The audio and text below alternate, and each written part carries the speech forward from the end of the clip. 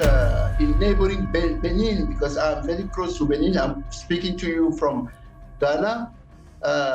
Military attacked the house of the president, who is Mr. Patrice Talon, and there were heavy gunfire shot against his house.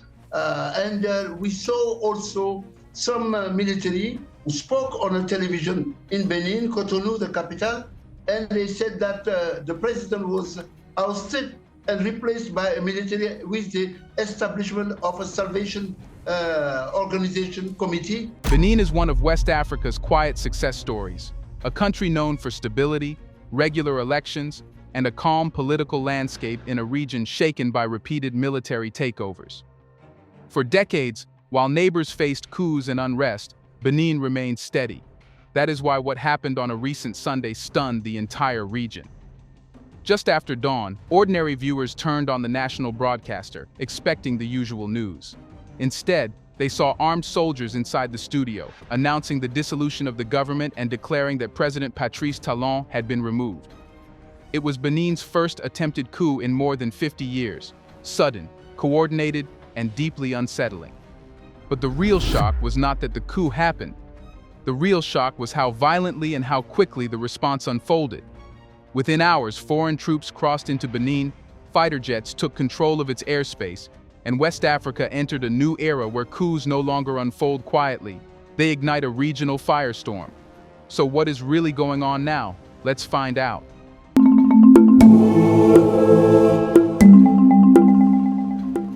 For decades, Benin was the country analysts pointed to whenever they needed an exception, a reminder that West Africa was not defined only by coups, insurgencies, and political breakdowns. While Mali fell, Guinea fell, Burkina Faso fell, and Niger fell, Benin kept moving forward with elections, economic reforms, and relative calm. People argued, criticized, protested, but they voted. Institutions weren't perfect, but they functioned. And this continuity created a quiet confidence. A coup might happen anywhere in the region, but surely not here. That belief was shattered in a matter of minutes. It began on a Sunday morning, the kind of morning when even the capital, Cotonou, feels slow and gentle. But the first sign came not from the streets. It came from the glow of televisions across the country. When viewers tuned in to the national broadcaster, they didn't see anchors, graphics, or the usual political debate. They saw soldiers standing awkwardly in a studio that looked hastily occupied, as if the cameras had been turned on seconds too soon. A man stepped forward, uniform pressed, voice steady but eyes tense. He read a statement with no build-up, no explanation, no negotiation. The government was dissolved. All institutions were suspended. President Patrice Talon was removed. A military committee for refoundation was now in charge. It wasn't a rumor. It wasn't a leak. It was a coup announcement delivered calmly, directly, and confidently into millions of living rooms. For a population unused to sudden political shocks, the moment felt unreal, as if a stable nation had been snatched into a parallel reality without warning. And yet, something about the scene didn't fit the script of a typical coup. The broadcast was too controlled. The soldiers weren't celebrating, shouting orders, or surrounding the building with overwhelming force. The studio lights were still on. The microphones were working. Nothing looked damaged or chaotic. It was as if the mutineers expected the country to accept their announcement simply because they had spoken it aloud. But outside that studio, the picture was very different. Benin's security forces were already mobilizing. Intelligence units monitoring troop movements had picked up unusual patterns hours earlier. Loyal commanders had begun coordinating before the country even heard the first televised words. And within Cotonou, tactical teams were taking positions around the broadcaster, airports, and military sites, moving fast, quietly, and with a level of preparation that suggested this wasn't catching the state entirely off guard. So while the coup plotters believed they had seized the microphone, the government was already sealing off escape routes, identifying who was inside the building and preparing to strike back. And the citizens watching at home, stunned and confused, had no idea that a second confrontation, bigger, faster, and far more decisive, was forming beyond the edge of the screen.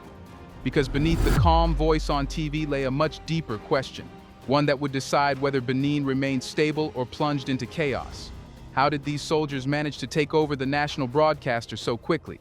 And what went wrong in their plan that allowed the government to react even faster?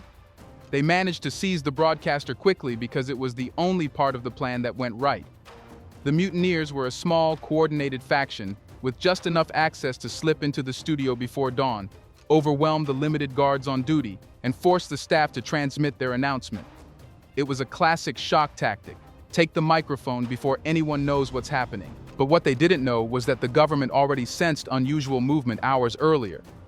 Military intelligence had been tracking abnormal communications between soldiers posted near Cotonou. Vehicles that were not scheduled to move began appearing on internal logs. Weapons were reported missing from an armory.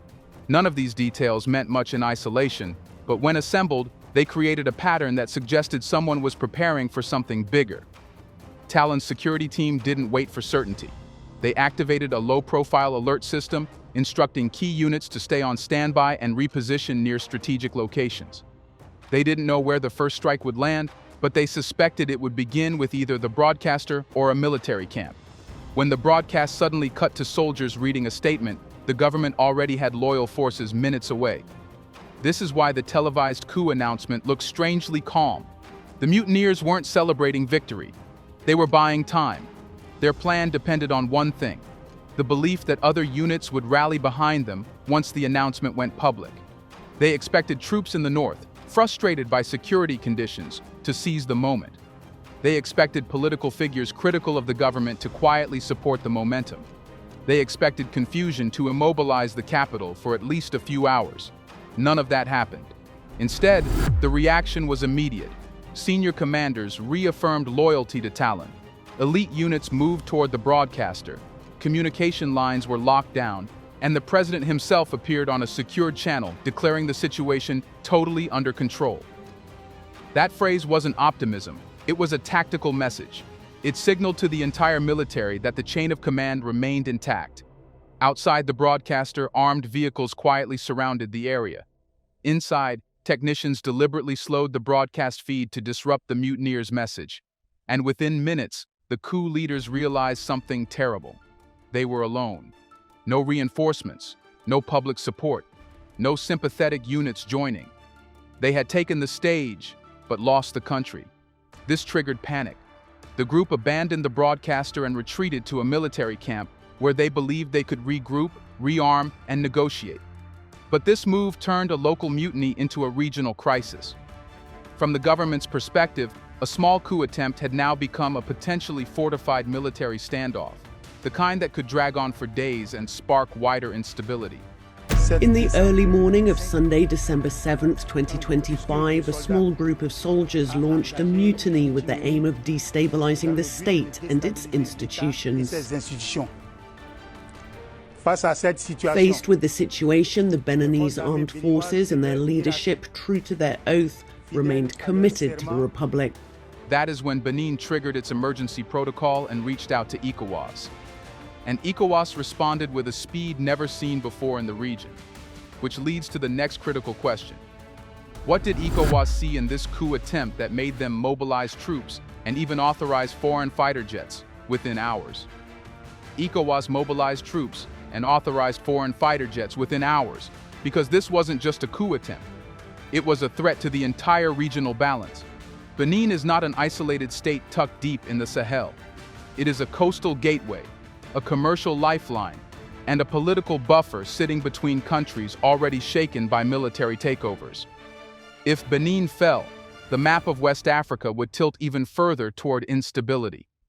ECOWAS leaders saw that immediately. 4 member states, Ghana, the Ivory Coast, Sierra Leone, and most importantly Nigeria, were briefed on the situation as soon as Benin activated its emergency channel. What the briefing revealed was alarming. A mutiny had already seized the national broadcaster, and the rebel faction was attempting to consolidate power inside a military camp. In their experience, coups that reach the fortification stage become exponentially harder to reverse. Mali, Guinea, and Niger all started with a similar pattern: seize the microphone, retreat to a military base, wait for the rest of the army to hesitate. This time, ECOWAS refused to repeat that cycle. The bloc's new doctrine, shaped by years of political collapses, was simple. Don't let the coup breathe. Don't wait for negotiations. Don't wait for statements. Hit fast, hit early, and deny the mutineers the advantage of prolonged chaos. So when Benin formally requested assistance, ECOWAS activated a standby force with a level of unity the region hadn't displayed in years. But the most decisive actor was Nigeria. Nigeria shares a border with Benin. Its trade routes depend on Benin's ports. Its internal security is tied to Benin's stability.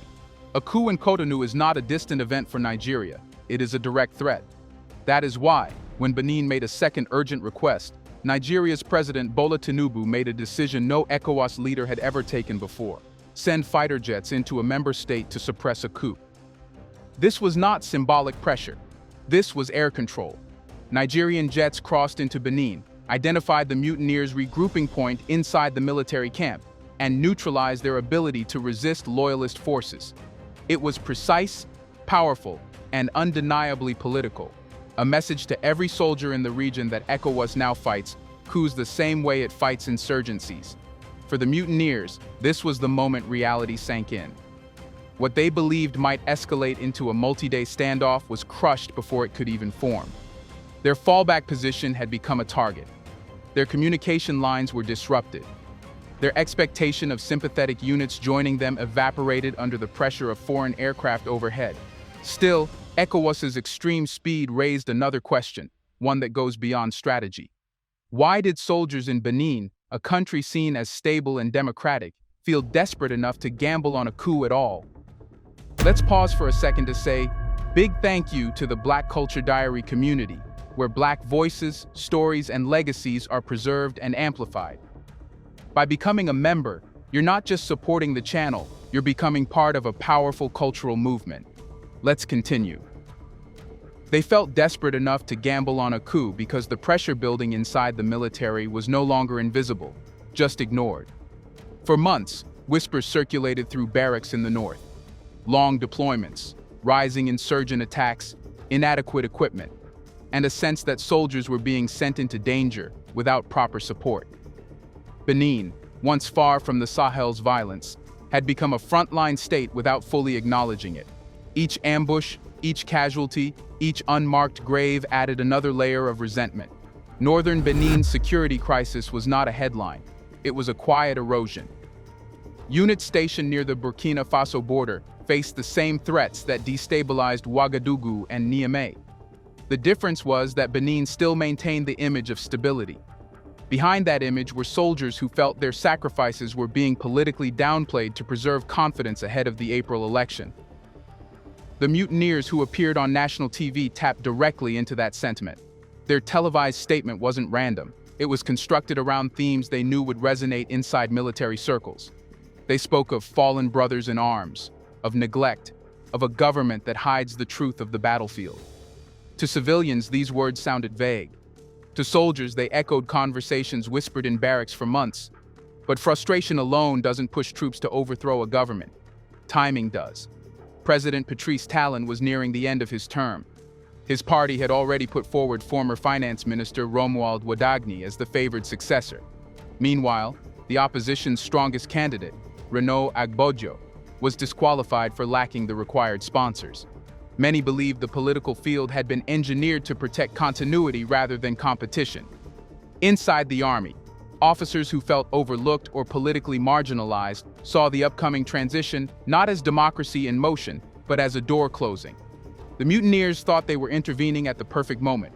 A population distracted by elections, an army divided by frustration, and a government focused on political succession. In their eyes, the coup wasn't just a power grab, it was a correction, a way to reset the direction of the country before a new administration inherited unresolved conflict. But their calculations were flawed. They overestimated the level of anger. Yes, there was frustration. Yes, soldiers wanted recognition and reform. But wanting better conditions is not the same as wanting the government overthrown. When the mutineers declared themselves in charge, they expected a spark. Instead, they got silence. No units joined them. No commanders defected.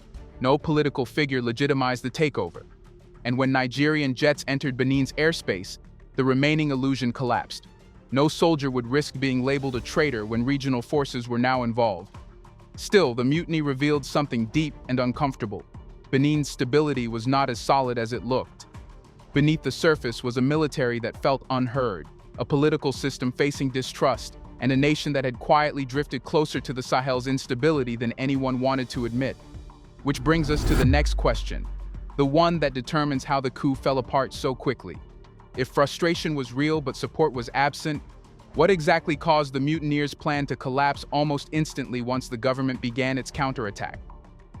Here's a reminder to please like and share the video and subscribe to our channel to watch more videos on Black culture, history, civilization, and identity. Let's continue now. It collapsed almost instantly because the mutineers never controlled anything beyond the camera frame. Their announcement looked dramatic on TV, but outside that studio, the coup was already surrounded. They had no territorial base, no senior commanders on their side, no armored units, no political allies, and no fallback plan strong enough to survive a counterattack. Their takeover existed more in symbolism than in actual military control. When loyalist units moved toward the broadcaster, the mutineers expected hesitation, the same hesitation that helped coups succeed in Mali, Niger, and Guinea. But hesitation never came. Instead, commanders reaffirmed loyalty within minutes, and soldiers received unambiguous orders: contain, isolate, advance. The mutineers realized they were not sparking a broader rebellion. They were standing alone in a building that was surrounded by their own colleagues. Their retreat to a military camp, which they believed would be their strategic advantage, was actually their undoing. Once they withdrew, the situation changed from a confusing broadcast event to a clearly defined military target. In that moment, the government no longer needed to negotiate, assess, or gather intelligence. It knew exactly where the mutineers were and exactly how to trap them. That is when Nigeria's intervention became decisive. The arrival of Nigerian jets shattered any lingering hope the mutineers had. Airstrikes don't negotiate, and jets overhead signal a truth every soldier understands.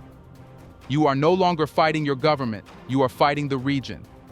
Any soldier who had quietly wondered whether to join the mutiny instantly abandoned the idea. No one wants to stand on the wrong side of foreign air power. The mutineers also underestimated something else: the psychology of the Beninese public. In some West African coups, crowds cheer the soldiers and legitimize the takeover. But in Benin, civilians were stunned, not supportive. The streets did not fill with celebratory crowds. Social media did not erupt with approval. People wanted stability, not another political crisis. And in the absence of public energy, the mutiny felt hollow. Even inside the military, frustration was widespread, yes, but loyalty was stronger. Soldiers may have been unhappy with conditions in the north, but they were not willing to gamble the nation's future on a faction acting without the institution behind it. Once the mutineers realized reinforcements were not coming, panic set in.